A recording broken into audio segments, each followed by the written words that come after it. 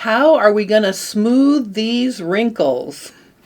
That's what we're talking about today. One of the members of my Facebook group posted some pictures of her pants, and she had questions about how to smooth these wrinkles. Okay, so the first thing I asked for was a side view. I may have mentioned this in the past.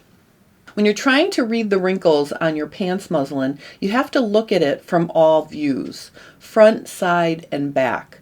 And really, the side view gives us a lot of information about how the front and back legs are balanced vertically with each other, and that can be a huge help in determining how to fix or smooth wrinkles. So if we look at this photo of the back view again, it may seem like you need to extend your crotch extensions because it looks like it's pulling and it's causing wrinkles. Now let's add the side view in. So here's what the side view looks like, and you can see a bunch of things here that are super helpful. First of all, notice those diagonal wrinkles pointing from front going down towards the back across the side seam. That is a classic indication that you have too much vertical length on your back leg. Now, interestingly, in this case, you can see that there in the front, there's an athletic front thigh, and you can see the fabric, draping over that athletic front thigh. But that's not an issue for these pants because if you take a close look at the side seam, it's straight. So if you needed more room for an athletic front thigh or a prominent front thigh, you would see the side seam curving forward because it's being pulled, forward because there isn't enough ease across the front leg to accommodate that. In this case, that's not an issue. So after seeing the side view, I drew on the pictures and I sent them back looking like this. So you can see I drew a double arrow indicating all of those diagonal wrinkles going from front to back. Then in the back view, I drew another arrow showing that I just think there's too much vertical length on the back leg, and it's pulling the front leg down, essentially. I thought that was the primary issue here. So what I recommended that she pleat up or pick up the fabric in the back. And I just want to show you here, I have a muslin in front of me. I'm going to work with that here. So basically what you can do here is you can pinch out what you need at the center back, pick that up, and then blend to 0 at the side seams, and then try that back on and see what happens. So check out what happened after she picked up the back. See how much nicer that looks? Now you'll notice there's a difference between the left and right leg. The left leg is hanging smoother than the right leg because in addition to picking up the center back, she also pulled the side seam down a little bit.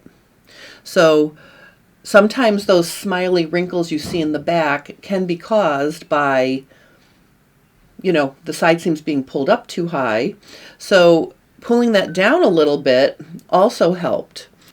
So to transfer this to your paper pattern, what you would do is you would take your back leg, let's pretend this is the back leg here, you would mark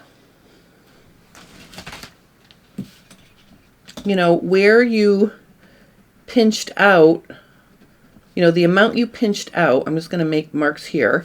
Okay. If you want to transfer your adjustment exactly where you did it on your muslin, measure from the top of the waistline down to where you pleated out that amount, and then measure that amount from here to here. Okay. You can also measure from the side seam to where you blended to 0 and draw that wedge shape in like this. Okay, and then what you're going to do is you're simply going to cut on one of your lines, and really you should have a pivot at the side seam. I shouldn't have cut that, but basically you just pivot that down like this to get rid of the extra length, like this.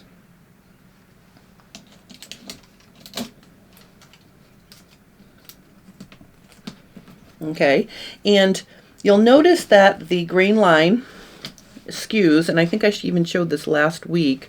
You want to just reestablish it from below the adjustment. So let's put that back. And the other thing is, if pulling down the side seam a little bit also improve the look of it, you could add a little bit of paper up at the top like this, and you're going to extend or lengthen your side seam and then blend to 0. So something like this. Okay. Now you can see what's happening here. This is very interesting. I love stuff like this because here we shortened the center back. I'm just going to draw the wedge back in so you can see. So we took out all of this fabric here, right? But then we added this fabric here. So it's almost like we're changing the balance of the pattern or of the muslin on the back. Now obviously if you extend the side seam in the back, you're going to have to make a like adjustment to the front, like this.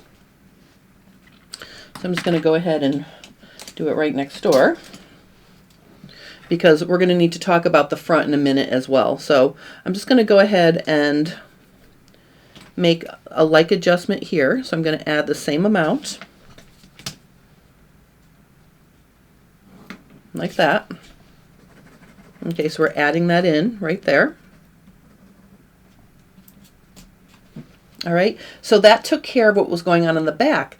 But then, remember, when you adjust things, it can affect other things. So after she did that, she sent me a picture of her front view, and it was looking like this. So you can see we have these loose, drooping wrinkles around the front crotch. Well, what that's telling us is because we raised the back, now we need to raise the front a little bit to bring that up as well. So you would make a like adjustment to the front. And again, you can just pinch it out in the front. So like if I'm looking at my front here, you know, if you've got the loose, droopy wrinkles here, right, just pinch it somewhere right down in this area until they smooth out and blend to 0 at your side seam as well. So you've got the amount. And again, if you want to measure down from the waist to where you pinched it out to transfer it the same way onto your paper pattern, you can. So you would mark where you pinched it, and you would just do the same thing to the front. Now it's very likely that the adjustment you're making in the front is not as significant or large of an adjustment because everything in the front is smaller. The curve is smaller. You know, it's very likely you don't need to make as big of an adjustment. I mean, it may be equal, but just know if it's not equal, that's okay. So essentially I'm just going to cut this now, and I'm going to slide that down.